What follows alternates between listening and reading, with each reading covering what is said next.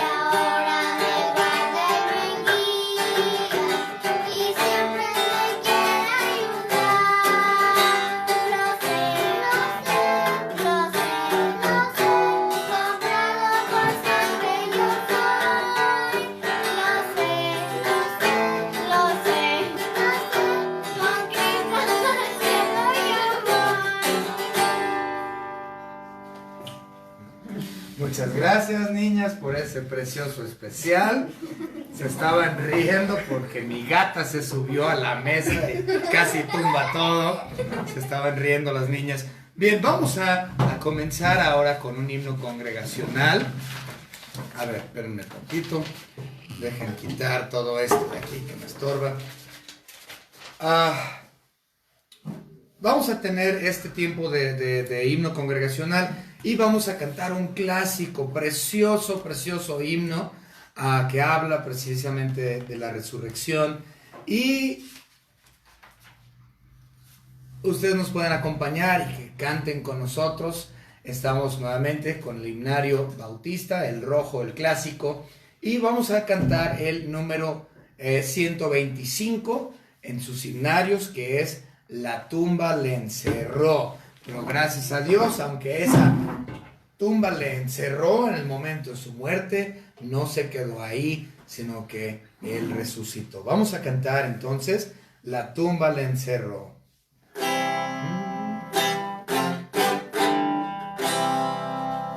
La tumba le encerró, Cristo mi Cristo, el alba y espero, Cristo el Señor. Cristo la tumba venció y con gran poder resucitó. El sepulcro y muerte, Cristo es vencedor, vive para siempre.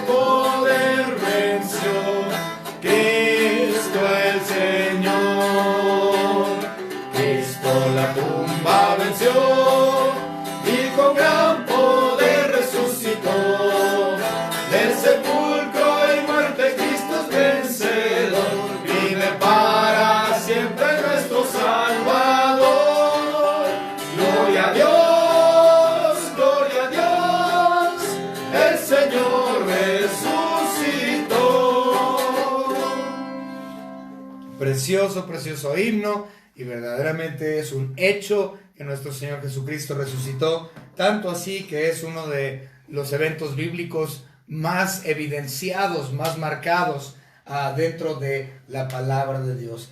A ver, hermano, hija, llévate esto, por favor. Gracias.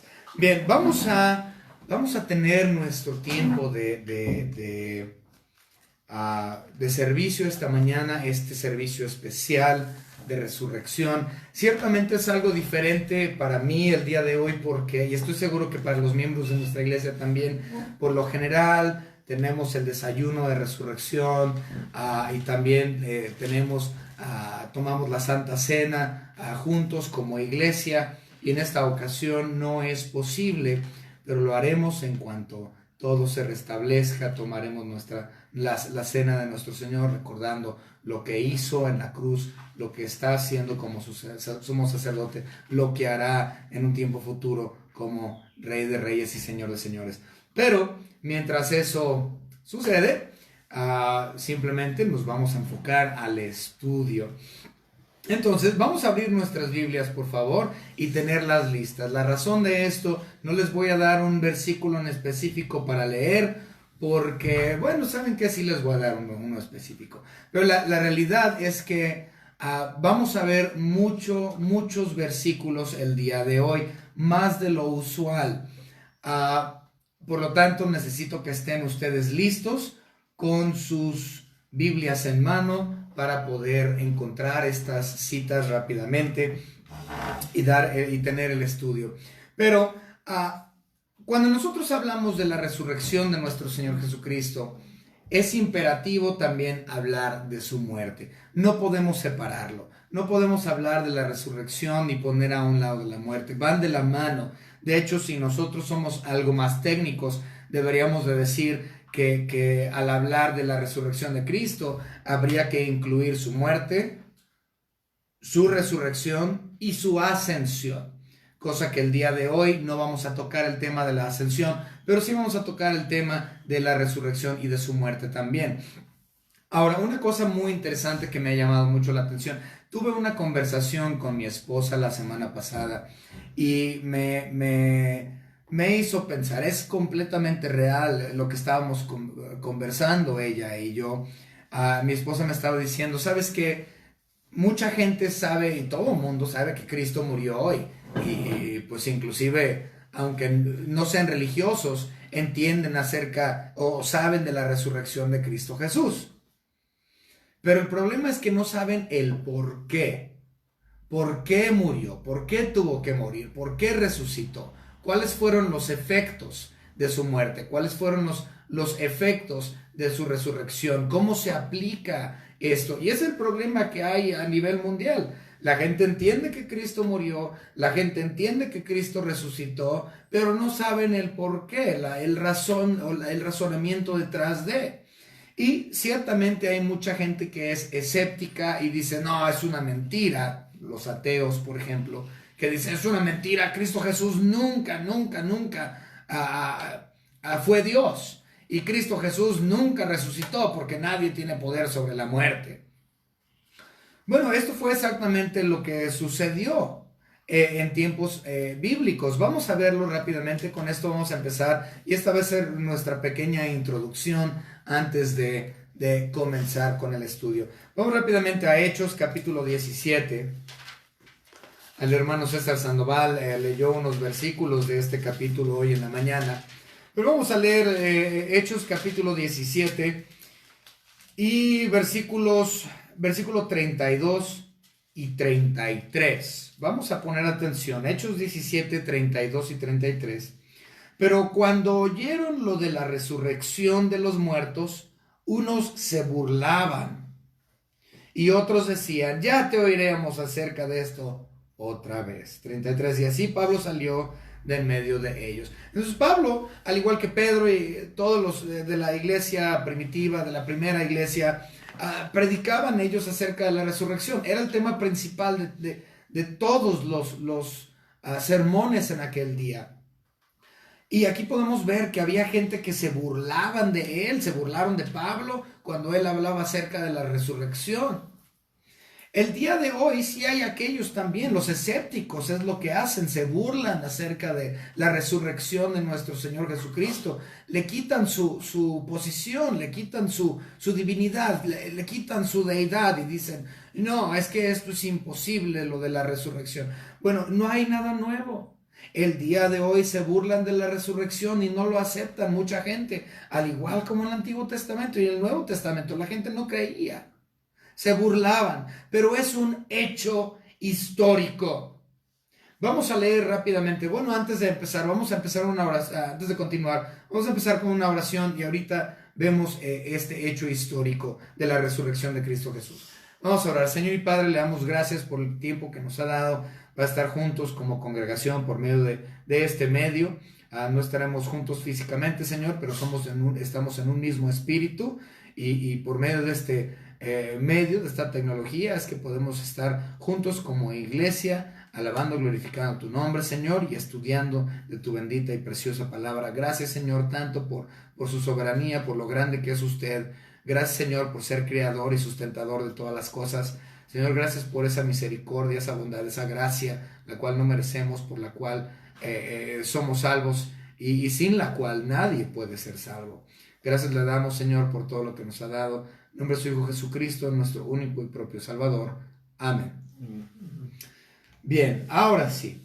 El hecho de la resurrección es un hecho, no es una historia, es una anécdota y está altamente registrado en muchas partes de la palabra de Dios. Pero vamos a leer algunos. Segunda de Timoteo, capítulo 2.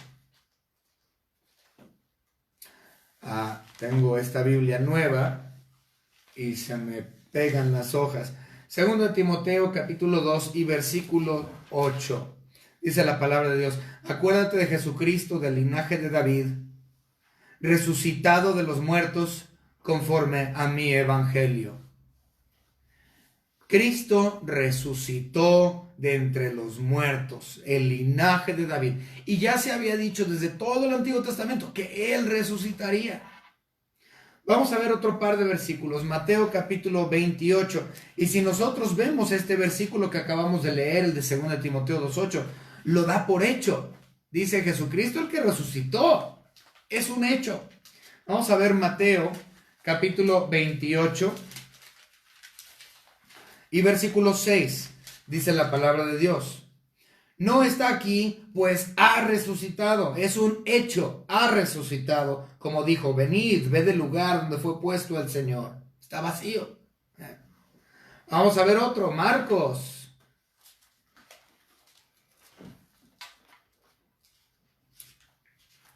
Capítulo 16. Y vamos a leer el versículo 6. Dice la palabra de Dios: mas él les dijo, no os asustéis. Buscáis a Jesús Nazareno, el que fue crucificado, ha resucitado. No está aquí, mirad el lugar donde le pusieron. Y también en Lucas y en 1 de Corintios. Vamos a leer el de 1 de Corintios. También vamos a leer ese. 1 de Corintios capítulo 15. Versículos 4 al 8. Dice la palabra: y que fue sepultado y que resucitó al tercer día conforme a las Escrituras. Es decir, que el Antiguo Testamento ya nos había dicho que iba a ocurrir. Cristo mismo dijo que Él derrumbaría el templo, que se derrumbaría el templo y que Él lo reedificaría en 3 días, hablando de su cuerpo. Y que apareció a Cefas, es decir, el apóstol Pedro, y después a los 12, que en realidad ya no eran 12 porque tenemos que excluir a Judas. Sin embargo, 12 es el número con el que siempre fueron designados. Después apareció a más de 500 hermanos a la vez, de los cuales muchos viven aún y otros ya duermen. Es decir, que había mucho testigo ocular, más de 500, algunos vivos, algunos ya muertos para este capítulo 15 de Corintios, pero todavía existían aquellos quienes habían sido testigos oculares del evento de la resurrección. Después apareció a Jacobo, después a todos los apóstoles y al último de todos, como un abortivo, me apareció a mí, es decir, Pablo. Entonces es una realidad, la resurrección es un hecho. La Biblia no lo tiene como un posible, sino que es un hecho. Pero vamos a empezar, hermanos, en esta mañana hablando de la muerte de Cristo Jesús. Antes de entrar al asunto de su resurrección, que es lo importante el día de hoy, tenemos que incluir su muerte. Es imperativo. Entonces, vamos a hablar de su muerte. Primero, vamos a hablar de la aplicación de la muerte de Cristo, es decir, ¿a quién aplica? No estoy hablando de cómo se aplica a mí, eso también lo vamos a ver en unos momentos, cómo se aplica la muerte de Cristo a mi persona o a un creyente. Bueno, eso es otra situación. Pero estamos hablando de a quién aplica la muerte de Cristo. Bueno, en realidad murió por todo el mundo. Murió por todos, pero no todo aquel cree. Todos tienen la opción de aceptar la obra redentora que Cristo hizo sobre la cruz del Calvario. Él murió por todos, pero no todos van a ir al cielo. No todos son hijos de Dios, no todos son salvos, pero murió por todo el mundo. El versículo más conocido es Juan 3:16, porque de tal manera amó Dios al mundo, toda la humanidad, que ha dado a su Hijo unigénito para que todo aquel que en Él cree, esa es la cláusula principal, para todo aquel que en Él cree. Entonces, aunque murió por todo el mundo, está limitado a aquellos que en Él creen. Y ellos que en Él creen son los que han sido llamados, los que han sido predestinados, los que encontraron su gracia irresistible y fueron salvos por Él. Ese es el limitante, todo aquel que en Él cree, pero murió por todo el mundo. Vamos a ver un versículo, 1 Juan, capítulo 2.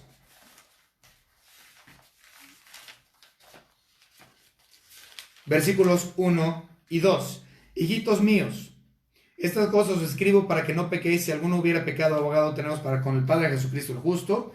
Y Él es la propiciación por nuestros pecados, y no solamente por los nuestros, sino también por los de todo el mundo.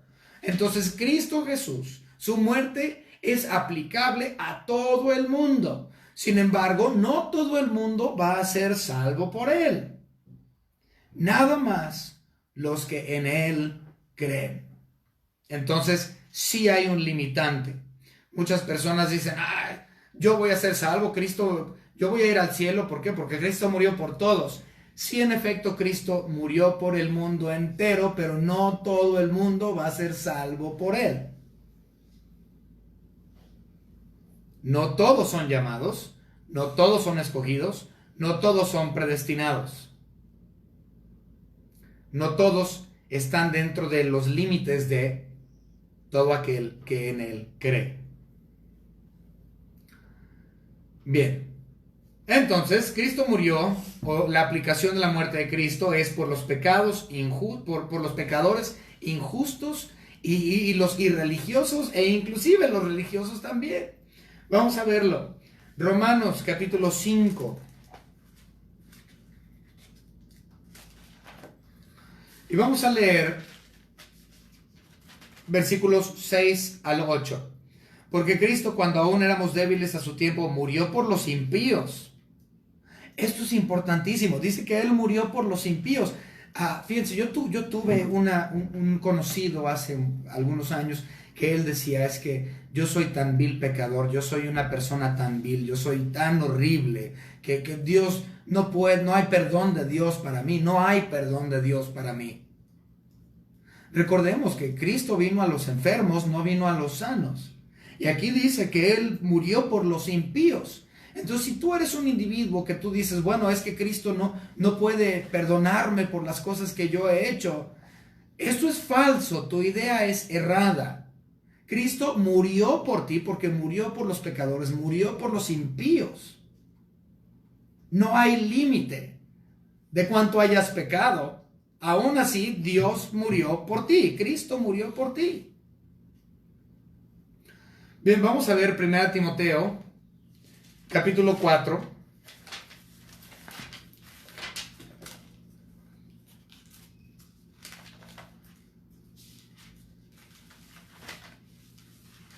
Y vamos a leer el versículo 10. que por esto mismo trabajamos y sufrimos oprobios, porque esperamos en el Señor viviente, que es el Salvador de todos los hombres, mayormente de los que creen. Entonces, Él es el Dios de todos, sí, ciertamente, porque Él es el creador de todos, y Él es el sustentador de todos, pero mayormente a los que en Él creen, es decir, los que en Él creen son los que tienen la salvación. Pero Él murió por el mundo entero, pero no todo el mundo será salvo por Él. Bien, entonces, ya sabemos a quién se aplica.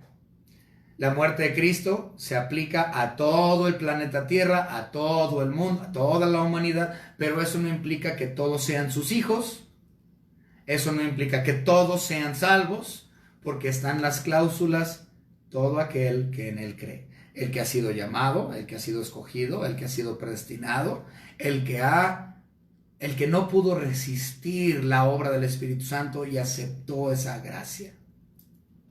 Bien. Vamos a continuar. Ahora, entendiendo a quién se aplica, ahora vamos a ver los resultados. Cuando Cristo murió, ¿qué fue lo que pasó? ¿Qué fue lo que sucedió? ¿Qué tengo que hacer ahora? Bueno, número uno, creo una de las cosas más grandes que tenemos que entender, y precisamente el hermano Sandoval utilizó también esto el día de hoy. Vamos a verlo. Hebreos, capítulo 9.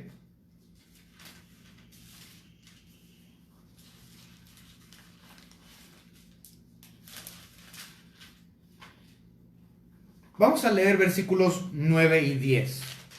Hebreos 9, 9 y 10. Lo cual, este símbolo para el tiempo presente, según el cual se presentan ofrendas y sacrificios que no pueden hacer perfecto en cuanto a la conciencia al que practica ese culto, es decir, el culto de la ley, es decir, lo que se practicaban con los sacerdotes del Antiguo Testamento. Continuamos. Ya que consiste solo de comida y bebida. Y les voy a poner un ejemplo muy fácil. En el antiguo pacto, es decir, la ley, el Antiguo Testamento, el sacerdocio arónico, ellos tenían que hacer muchas cosas físicas o cosas concernientes a la carne, y eso les denotaba espiritualidad. Por ejemplo, ellos no podían caminar cierto número de pasos el día sabático si no rompían la ley. No podían ellos trabajar el día sabático si no rompían la ley. No podían comer ciertas carnes y ciertas cosas porque eso rompía la ley. No podían tomar ciertas cosas porque eso rompía la ley. Entonces todo era cuestión de comida y bebida y ritualismos de esta especie. Si ustedes vieron en las noticias, supieron que aquí en Guadalajara, en Zapopan, el mercado del mar se llenó de gente. Se llenó de gente. De hecho, tengo entendido que hubo incluso hasta altercados y peleas dentro del mercado del mar este viernes pasado. Pues, ¿por qué? Pues es que todos los católicos, por ser Cuaresma y Semana Santa, todos se fueron a comer pescado.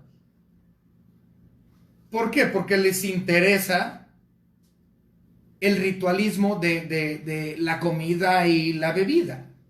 No están aceptando la reforma que vino con la muerte de Cristo Jesús. No están aceptando la reforma que vino con la muerte de Cristo Jesús. Y veamos lo que dice el versículo 10, ya que consiste solo de comidas y bebidas, de diversas abluciones o sacrificios y ordenanzas acerca de la carne, impuestas hasta el tiempo de reformar las cosas. Pues ¿quién reformó estas cosas? Cristo Jesús. Es decir, que Cristo en su muerte, Él hizo obsoleto la ley del Antiguo Testamento. Y Él impuso una reforma o un nuevo pacto. De hecho, vamos a ver, también lo leyó el hermano, Hebreos en la escuela dominical, Hebreos capítulo 8, versículo 13. Al decir nuevo pacto, ha dado por viejo al primer pacto, que sabemos que está hablando del pacto de la ley, y lo que se da por viejo y se envejece está próximo a desaparecer, y ya desapareció. Desapareció la ley del Antiguo Testamento con la reforma instituida por Cristo Jesús cuando Él murió en la cruz del Calvario. Por lo tanto, este es el resultado principal de la muerte de Cristo Jesús. Hizo obsoleto el viejo pacto para instituir una nueva reforma, o la reforma de la gracia, o de la dispensación de la iglesia. Por lo tanto, si yo quiero comer puerquito el día de hoy, yo puedo comer cerdo, no importa. El día viernes, si yo no quiero comer pescado y yo no creo en la cuaresma, no tengo por qué hacerlo. ¿Por qué? Porque todo eso quedó en el viejo pacto, que fue el primero, ya hecho, ¿cómo dice? Desaparecido u hecho obsoleto por la reforma impartida por nuestro Señor Jesucristo cuando murió en la cruz. Ese es el resultado principal. Gracia versus ley. Pero hay un problema. No nos gustan las reformas. Observemos las reformas que se han hecho políticamente o espiritualmente. Vean la reforma que los reformadores trataron de hacer en los años, en el siglo XVI, siglo XVII. No fue aceptado su reforma. A nadie le gustan las reformas, porque eso implica cambio. Y el cambio a la gente le da miedo, porque no es algo seguro. La reforma de Peña Nieto con las cosas escolares. ¡Uy! La reforma. La reforma del petróleo que acabamos de vivir también hace un par de años. Cuando hay una reforma, las reformas por lo general no son aceptadas porque la gente le tiene miedo al cambio, porque piensan que el cambio es inseguro. Pero en la persona de Cristo Jesús, sus reformas son perfectas, son absolutas y hay seguridad en ellas. De hecho, tengo más seguridad en la gracia de Cristo Jesús. Es más, es la única garantía que tengo, la gracia, sobre la ley del Antiguo Testamento. Si yo guardo la ley, es inseguro. Déjenme explicar. Cuando tú hablas con un católico y le preguntas, ¿a dónde vas a ir cuando tú mueras? Por lo general el católico dice, ¿quién sabe? Dios dirá. Pues Él me pondrá donde Él quiera. ¿Quién sabe? Yo no sé a dónde voy a ir. ¿Por qué? Porque en la ley no hay seguridad. Pero si tú has aceptado a Cristo y las reformas que Cristo impuso sobre la cruz del Calvario y la resurrección de Él, en Él hay seguridad. Dice primero que dice primero de Juan 5:12 me parece. Dice, el que tiene el Hijo, tiene la vida. El que no tiene el Hijo de Dios, no tiene la vida. Eso es un hecho. Si tienes a Cristo y has aceptado sus reformas, tienes la vida eterna. Si no has aceptado a Cristo Jesús como tu único y propio Salvador y aún estás bajo las viejas reformas o la vieja ley, no tienes seguridad. En Cristo hay seguridad, en la ley no hay seguridad. Entonces, ¿quieren la reforma que Cristo hizo o no la quieren? Continuamos con los resultados de la muerte de Cristo. Ya hablamos de cuál es el más importante, que es, ahora tenemos un nuevo pacto, un mejor pacto, dice la Biblia, basada sobre mejores promesas, dice la palabra de Dios. Bien, ahora, ¿cuál es otro? Esto es muy importante. Vamos a verlo.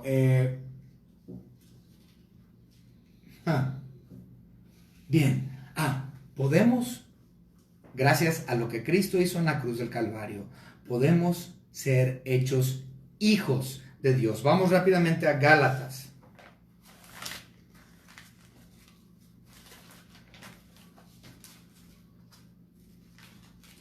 Gálatas capítulo 4, versículos 3 al 5. Gálatas 4, 3 al 5. Así también nosotros cuando éramos niños estábamos en esclavitud bajo los rudimentos del mundo. Pero cuando vino el cumplimiento del tiempo, Dios envió a su Hijo, nacido de mujer y nacido bajo la ley, para que redimiese a los que estaban bajo la ley, a fin de que recibiésemos la adopción de hijos. Es decir, que previo a Jesucristo no habían obtenido la adopción de hijos.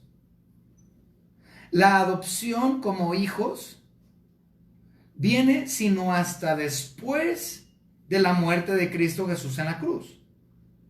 Versículo 6. Y por cuanto sois hijos, Dios envió a vuestros corazones el Espíritu de su Hijo, el cual clama, Abba, Padre.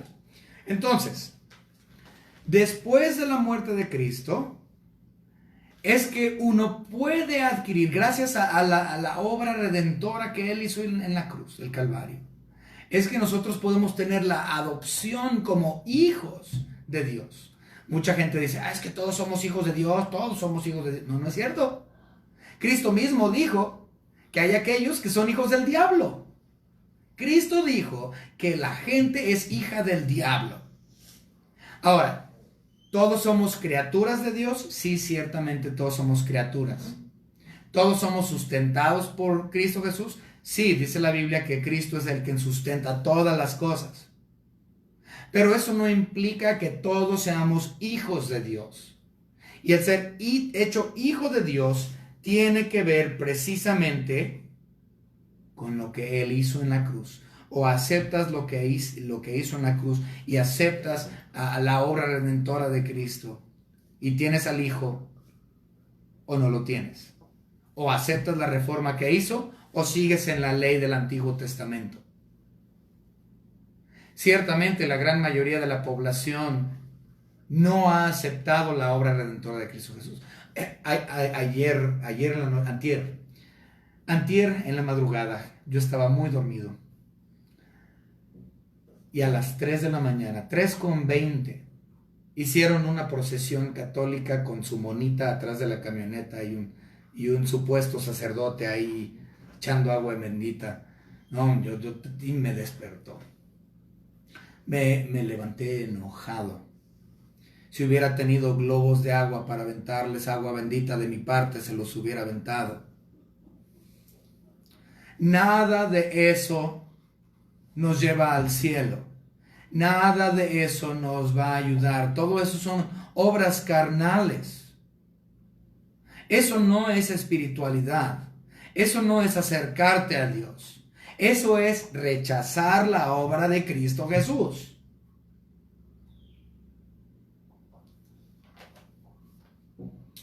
Continuamos.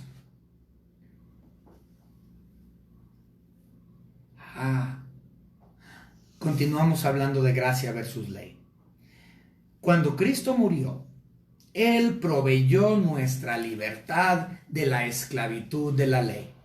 Si yo acepto la reforma de Cristo Jesús hecho sobre la cruz del Calvario, ya no soy esclavo de la ley. Vamos a ver unos versículos. Colosenses.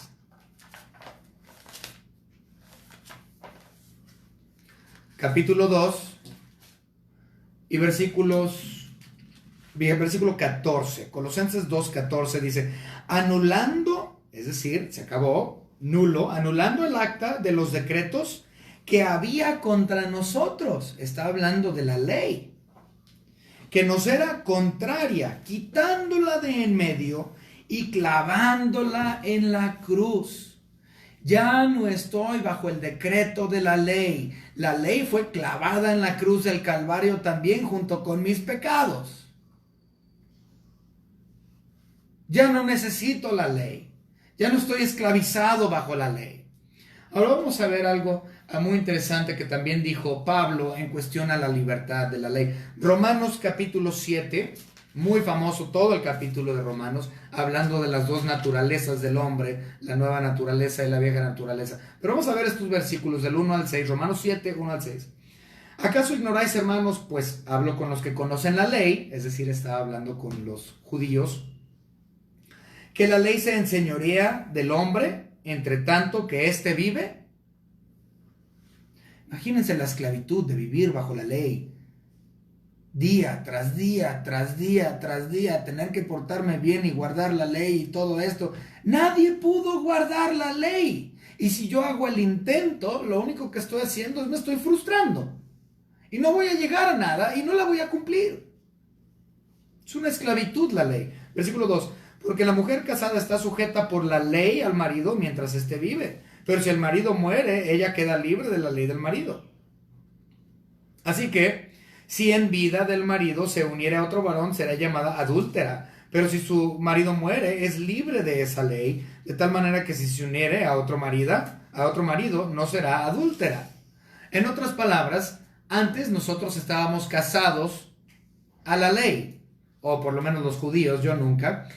De hecho, si tú eres un gentil y estás tratando de cumplir la ley, déjame decirte, la ley no es para ti tampoco, porque eres gentil y no judío. Entonces desde ahí tienes un problema. Pero bien, aquí está comparando la ley a un primer matrimonio.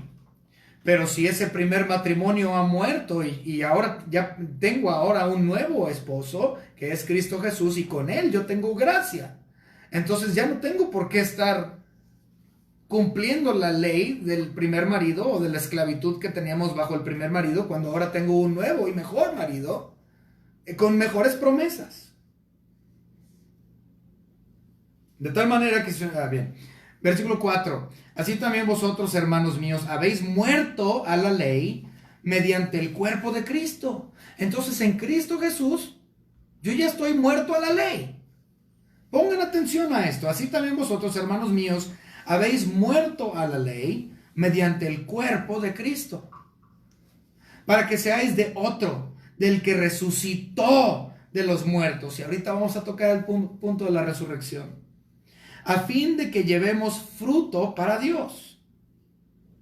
Porque mientras estábamos en la carne, las pasiones pecaminosas que eran por la ley obraban en nuestros miembros, llevando fruto para muerte.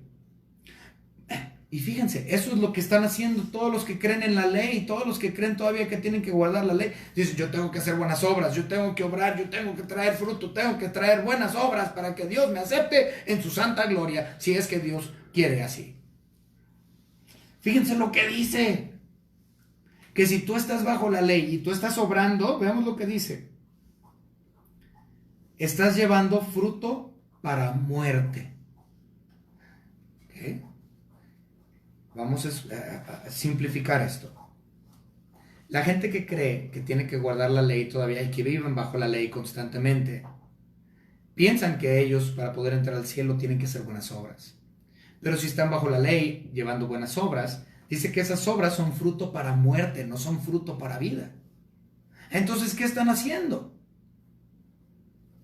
Versículo 6. Pero ahora estamos libres de la ley por haber muerto para aquella en que estábamos sujetos, de modo que sirvemos bajo el régimen nuevo del espíritu y no bajo el régimen viejo de la letra. Este es el resultado más precioso y más grande de la muerte de nuestro Señor Jesucristo. Gracia versus ley, Él trajo gracia.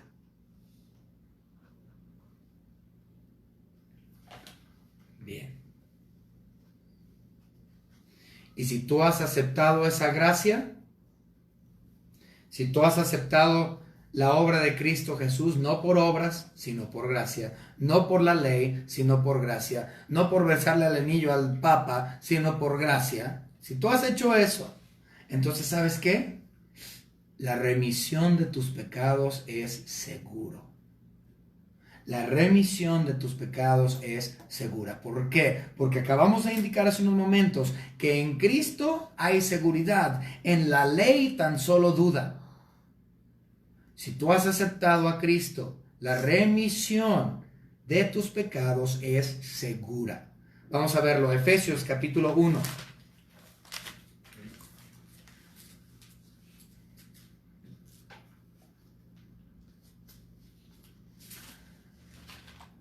Versículo 7. Dice la palabra, en quien tenemos redención, es decir, Cristo Jesús. Fíjense, el versículo anterior, el 6, dice amado, aceptos en el amado, A mayúscula, hablando de Cristo. Sí, bueno, vamos a leer desde el 6. Para alabanza de la gloria de su gracia, con la cual nos hizo aceptos en el amado. ¿Cómo soy entonces acepto en el amado? Para alabanza de la gloria de su gracia. No obras, no ley, no nada. En el amado es que soy hecho acepto. Versículo 7. En quien tenemos redención por su sangre, es decir, con su sangre me compró. Es la palabra redimir. El perdón de pecados según las riquezas de su gracia. Entonces todos mis pecados han sido perdonados gracias a su gracia. Yo he sido, ¿por qué? Porque he sido redimido o comprado por su sangre. Y yo soy hecho acepto en el amado por su gracia. Todo se trata de gracia. No de ley, no por obras. Si tú has aceptado la obra de Cristo Jesús que Él hizo en la cruz del Calvario, ciertamente entonces tienes al Hijo y por lo tanto tienes la vida. Pero si no has aceptado al Hijo, no tienes al Hijo, no tienes la vida eterna. La justificación de tu alma es gratuita. Podemos ir rápidamente a Romanos 3:24 y verlo. Justificados gratuitamente mediante la obra redentora que es en Cristo Jesús. Gratis. En otras palabras, si tú piensas que tienes que hacer obras para ganarte el cielo, entonces ya no es gratis, porque ya te costó trabajo. Pero la entrada al cielo no es por obras, no es porque te haya costado, es gratis, justificado gratuitamente por la obra redentora de Cristo Jesús, por su sangre, es que somos aceptos en el amado. Lo único que hay que hacer es arrepentirte. Arrepentirte, entender que eres pecador, que el Espíritu Santo te lleve al arrepentimiento y al conocimiento de la persona de Cristo Jesús y su obra en la cruz del Calvario, sin la cual nadie verá al Señor. Vamos a continuar. Ahora sí. Y podríamos seguir hablando de mucho, tengo muchos puntos aquí. Podríamos seguir hablando de los efectos, no defectos, de los efectos de la cruz del Calvario. Lo que Cristo hizo, cuáles fueron los resultados de su muerte. Podemos seguir hablando de eso, pero es domingo de resurrección. Vamos a hablar de la resurrección. Como dije y mencioné al inicio como introducción, es un hecho. Ya vimos varios versículos que nos muestran que es un hecho. Ahora, para aquellos que son escépticos y piensan, bueno, es que Cristo Jesús no murió porque o no es Dios, o eso no fue cierto. Que son muchos, ¿no? Los escépticos, los ateos alrededor del mundo. Desde esa postura vamos a estudiar esto. Primero, hay muchas evidencias en cuestión a que Cristo resucitó. Ya vimos varios, hubo más de 500 testigos, se le apareció a María Magdalena, María su madre, a Pedro, a Juan, a todos los apóstoles, a los 500 en Galilea, etc. Y anduvo caminando aquí en la tierra por 40 días, predicando, explicando, poniéndose delante de la gente, manifestándose como Dios encarnado, muerto y resucitado. Hay evidencias. Vamos a estudiar esas evidencias. Si usted es un escéptico, vamos a ver esas evidencias. Número 1, la tumba. La tumba estaba vacía. Lucas, esto ya lo habíamos leído, pero está bien, no le hace. Lo volvemos a leer. Lucas capítulo 24.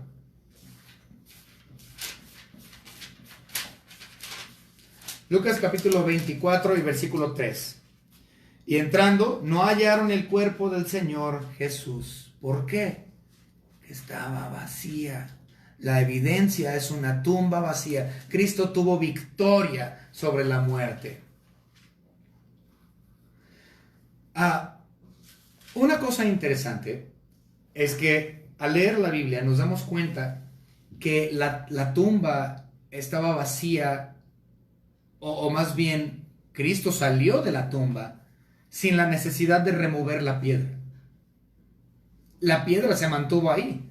Cristo Jesús, en su cuerpo glorificado, por resucitado, atravesó la piedra que se había puesto. No era necesario remover la piedra. La piedra fue removida después del acto de resurrección, después del hecho de resurrección, fue removida para que los apóstoles y las mujeres y los que creían en él vieran la evidencia de que él había salido.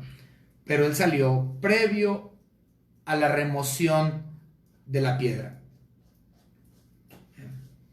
También, no solo él salió, sino que los lienzos estaban ahí en la misma forma con las que lo habían envendado.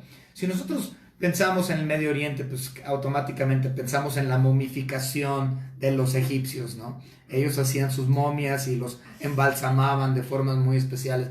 Los judíos, los hebreos también hacían este tipo de actividad para los difuntos, no tan elaborado como los egipcios ciertamente, pero sí los enrollaban en estos lienzos como si fueran momias. Y lo interesante es que la Biblia nos dice que los lienzos ahí estaban con la misma forma del humano, de la persona, de Cristo. No estaban todos despedazados o cortados. Estaban en la misma posición como él estaba acostado. Es decir, que en su cuerpo glorificado, así como traspasó la piedra, así también traspasó los lienzos. Y los lienzos quedaron en perfecto estado ahí donde lo habían puesto. Vamos a ver, Juan capítulo 20.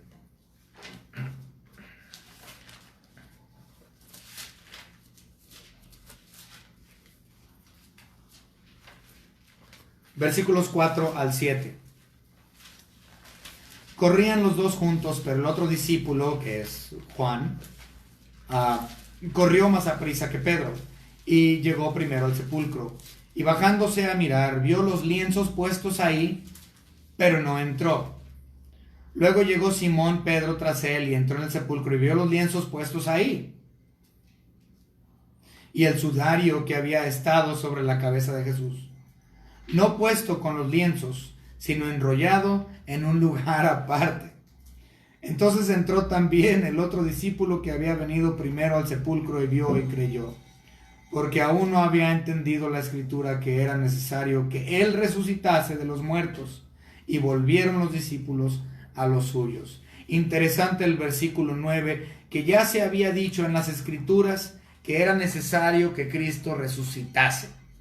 Pero previo a eso no lo habían comprendido. Entonces podemos ver que los lienzos estaban puestos ahí. Lo único que estaba fuera de orden es el sudario, lo cual dice que estaba hecho rollo. Básicamente, bueno, ¿dónde está? Y el sudario, versículo 7, que había estado sobre la cabeza, no puesto con los lienzos, sino enrollado en un lugar aparte. Qué interesante, nunca nos ponemos a pensar en esto. Ahora, sabemos que los católicos tienen el asunto este de las reliquias, ¿no? Les encantan sus reliquias y que la astilla de la corona de Jesús y todo ese tipo de cosas, ¿no? Ok, bien. El pelo de la nariz del Papa. Ok, todo ese tipo de cosas. Pero ellos tienen también el asunto este del sudario. Tienen el asunto este del sudario. Y nunca como creyentes nuevo testamentarios no le ponemos mucha atención al sudario. Porque pues, no es realmente lo importante. Es simplemente parte de con lo que lo enrollaron. No tiene poderes mágicos, no tiene nada. Era un sudario que le habían puesto en la cabeza. Pero lo interesante es que si nos ponemos a pensar en el sudario específicamente, esto implica que Cristo Jesús, previo a salir de la tumba, se tomó el tiempo para quitarse el sudario y enrollarlo y ponerlo aparte. fue una obra de nuestro Señor Jesucristo, previo a salir de la tumba.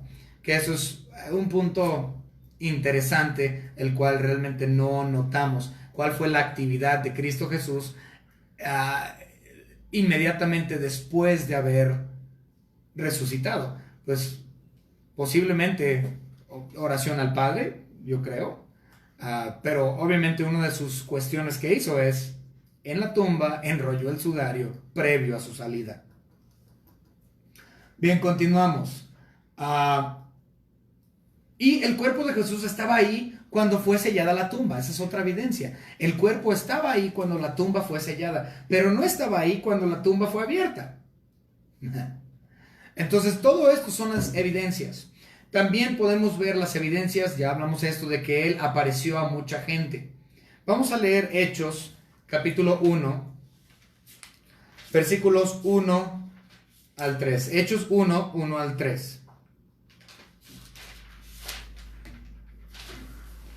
El primer tratado, oh Teófilo, hablé acerca de todas las cosas que Jesús comenzó a hacer y a enseñar hasta el día en que fue recibido arriba, hablando de su ascensión.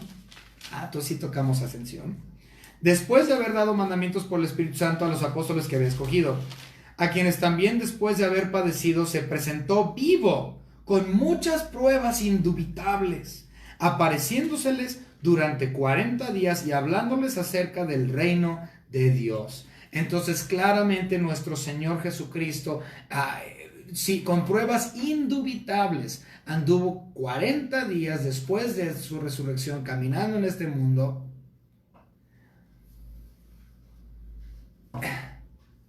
apareciéndosele hasta más de 500 personas. Eso es mucha evidencia de la resurrección de Cristo Jesús. Pruebas indubitables de que Él resucitó. Vamos a ver la lista aquí de las personas a las cuales se le apareció durante esos 40 días. Primero sabemos que a María Magdalena, eso lo vemos en Juan 20:16. No lo vamos a leer, son muchos versículos que tengo. Después también a María su madre, a las mujeres, a eso aparece en Mateo 28. Posteriormente a Pedro y a Juan, lo vemos en Lucas, en Marcos, a los dos en camino a Emaús, que es algo muy interesante. Los dos que iban a camino a Emaús, hace poco hice un estudio muy interesante acerca de eso. Entonces apareció a ellos y después a los discípulos en el cuarto de arriba y a Tomás, el que confirma su fe, ¿no? Creyó y dijo, sí, lo tenemos como Tomás el dudador. Sin embargo, pues él después de que dudó, Cristo confirmó su fe. Dice, mira, tócame. Sí, soy yo. Bien, a Juan y a Pedro y a todos los discípulos se les aparece como la autoridad sobre ellos. Vamos a ver este versículo, Mateo capítulo 28.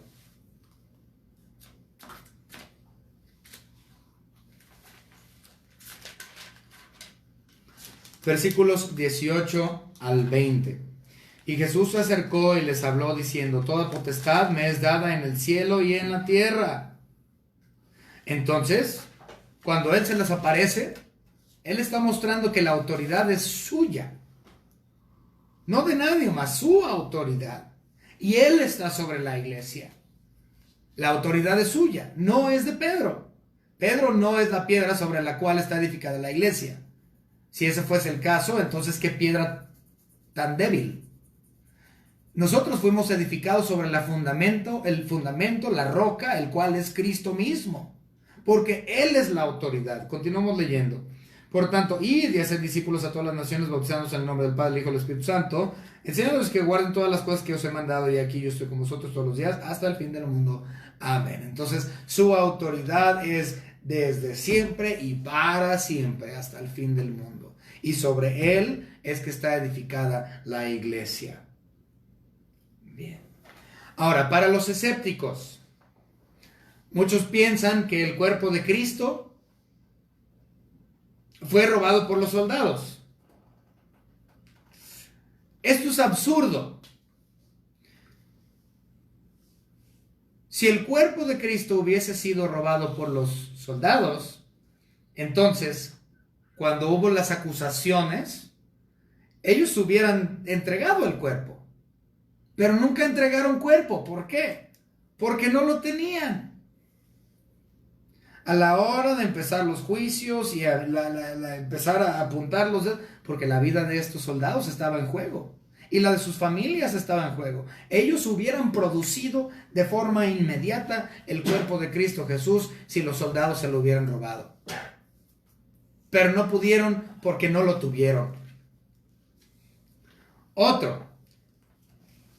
Los escépticos, muchos dicen, no, es que Jesús no es Dios. Y realmente no murió. Estaba bien abatido. Le pusieron una paliza. Lo golpearon, lo dejaron como carne molida, pero no murió. Pero Él no es Dios. Y estando en la tumba, después de 3 días, Él recobró conocimiento y movió la puerta con su humanidad. Y no murió. Simplemente desapareció, como Elvis, sigue vivo. Ok, entonces, es esa idea. Es absurdo. Si Cristo Jesús no fue Dios y simplemente estaba vivo y despertó en la tumba, siendo un humano y no Dios, con sus manos perforadas, ¿cómo iba a remover la piedra? Con sus pies perforados, ¿cómo iba a caminar? Hay que pensar con lógica. La única forma en que Cristo pudo salir de ahí es siendo Dios. En su humanidad, Él no hubiera podido. Solo es que en su cuerpo glorificado es que Él pudo salir.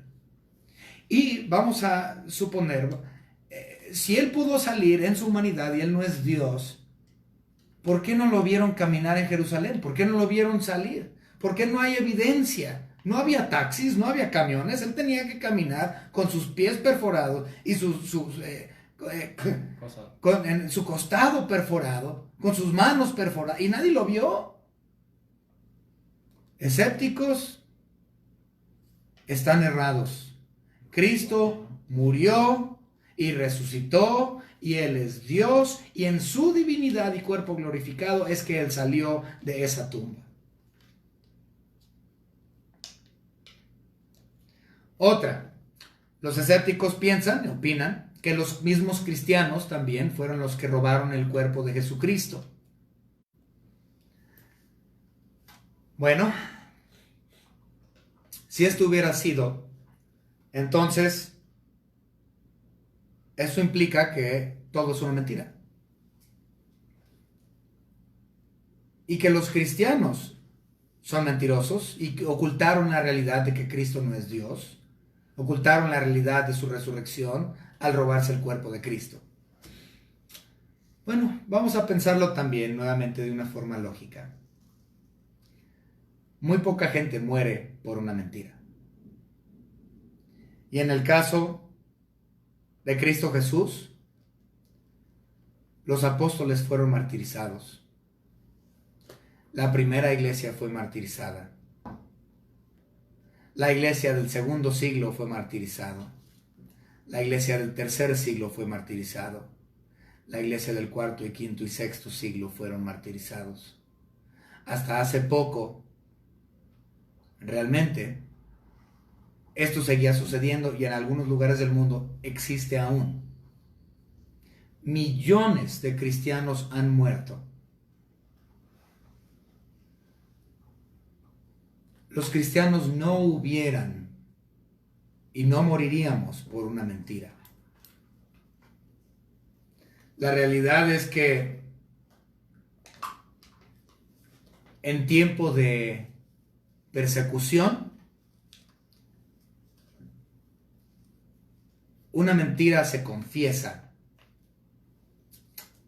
bajo la tortura. Pero millones de cristianos han sido torturados y mantienen la verdad de la resurrección de nuestro Señor Cristo Jesús. Uno no muere o no sufre por una mentira.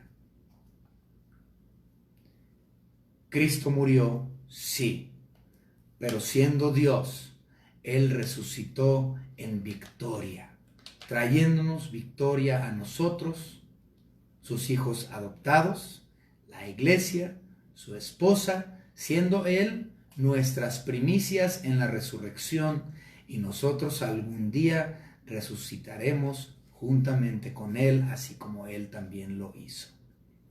Espero que esto haya sido de bendición para ustedes y que recuerden siempre que Cristo está vivo hoy a la diestra del Padre. ¿Y lo has aceptado o lo has rechazado? ¿O estás en la vieja reforma o estás en la mejor y nuevo pacto, en la reforma hecha por Cristo Jesús sobre la cruz del Calvario? Vamos a orar. Señor Padre, le damos gracias por este estudio tan precioso de la resurrección de su Hijo Jesucristo. Gracias, Señor, porque Él resucitó, porque Él está vivo, porque Él está a la diestra y Él es mi sumo sacerdote hoy, es mi Rey y será el Rey de reyes y Señor de señores sobre todo este planeta cuando Él venga después de los 7 años de tribulación, Señor, a reinar sobre el trono de David, su Padre. Gracias le damos por todo lo que nos ha dado y este hermoso, hermoso día y la victoria que tenemos, la garantía que hay por medio de su Hijo Jesucristo. Gracias, Señor, por habernos hecho aceptos en el amado. Gracias, Señor, por su gracia. Le damos gracias por todo. En el nombre de su Hijo Jesucristo, nuestro único, propio Salvador. Amén. Antes de quedar despedidos, les recuerdo, por favor, conéctense a las 6 de la tarde para tener el servicio del libro de...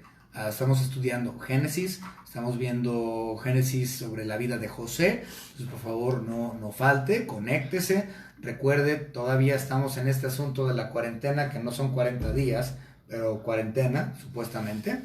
Entonces, seguimos con esto, hermanos. El miércoles, por favor, manden, antes del miércoles, manden sus peticiones, manden sus oraciones, para que podamos orar de una forma efectiva por usted. Recuerde, hermanos, que aunque la iglesia está cerrada, mi trabajo ministerial continúa. Entonces el templo, el edificio está cerrado, pero la iglesia es la gente y mi trabajo pastoral es para con ustedes. Entonces si ustedes necesitan que vaya a visitarlos, necesitan que vaya a ministrar ahí con ustedes, por favor háganmelo saber. Y nuevamente pongan sus peticiones en el WhatsApp de la iglesia para que el miércoles, o por medio del Facebook, para que el miércoles podamos orar por usted. Dios me los bendiga, quedamos despedidos, nos vemos a las 6 de la tarde.